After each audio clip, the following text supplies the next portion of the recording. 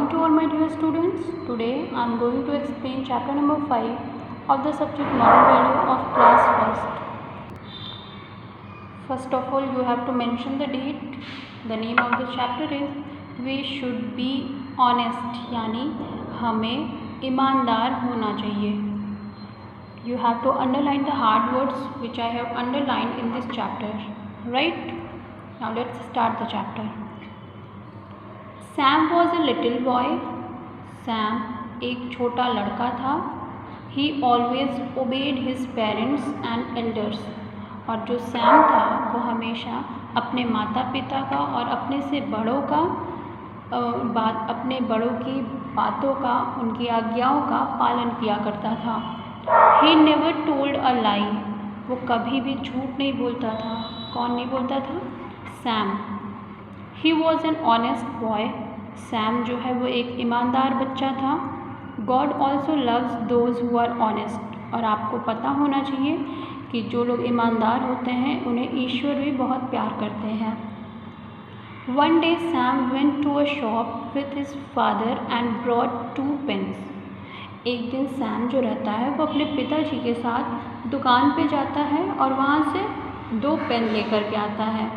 The shopkeeper packed the pens and gave the packet to Sam. जो दुकानदार रहता है वो पेन को पैकेट में पैक कर देता है और उसके बाद सैम को दे देता है. After reaching home, Sam opened the packet and saw that there were 3 pens instead of 2.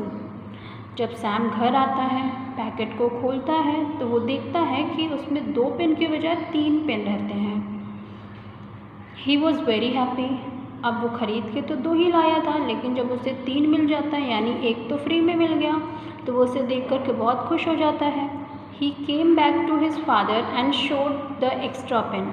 तो फिर वो वापस अपने पिताजी के पास आता है और उसके पास जो एक एक्स्ट्रा पेन रहता है वो उसे दिखाता है अपने पिताजी को. Sam said, "Father, we have got 3 pens in place of 2." तो सैम बोलता है कि पापा हमें 2 पेन के बजाय 3 पेन मिले हैं. But his father told him, "No, my son, if we get anything which is not ours, we must not take it." तो पता है आपको कि उसके पिताजी क्या बोलते हैं सैम से? वो कहते हैं कि नहीं बेटे, ऐसी कोई भी चीज़ जो हमारी नहीं है वो हमें अपने पास नहीं रखनी चाहिए. So we should return the extra pen to the shopkeeper. और इसलिए हमें हमारे पास ये जो एक एक्स्ट्रा पेन है वो उस दुकानदार को वापस कर देना चाहिए.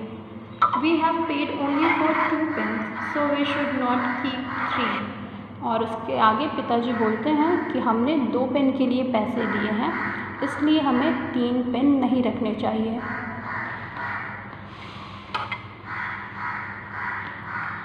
Sam and his father went to the shopkeeper and returned the extra pen to the shopkeeper.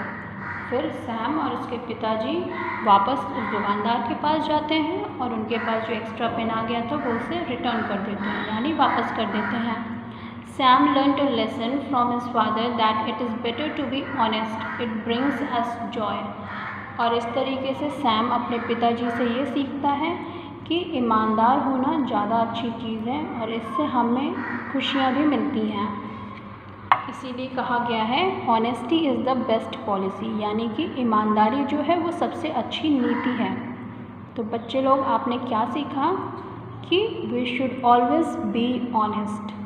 Right? So this was the chapter. Now we will do the exercises of this chapter. Take the correct answer. Number 1, Sam was an dash boy. He was an honest boy. Number 2, Sam's father was dash to get extra pen. He was not happy. Number 3, Sam learned the lesson that we should be honest. State true or false. Number 1, Sam's father was a dishonest person. It is false. Number 2, Sam was an obedient boy. True. Sam was not happy to get the extra pen. False. The shopkeeper gave them an extra pen willingly. It is false.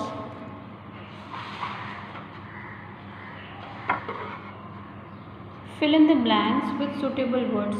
Here words are given. you have to choose the correct word and fill in the blanks. Number 1, God always helps the dash people. It is honest. Number 2, Sam dash his parents, obeyed. Number 3, we should always be dash, is honest. Number 4, honesty brings us dash, answer is joy. So these were the exercises. You will get your question answers in homework. That's all for today. Thank you so much.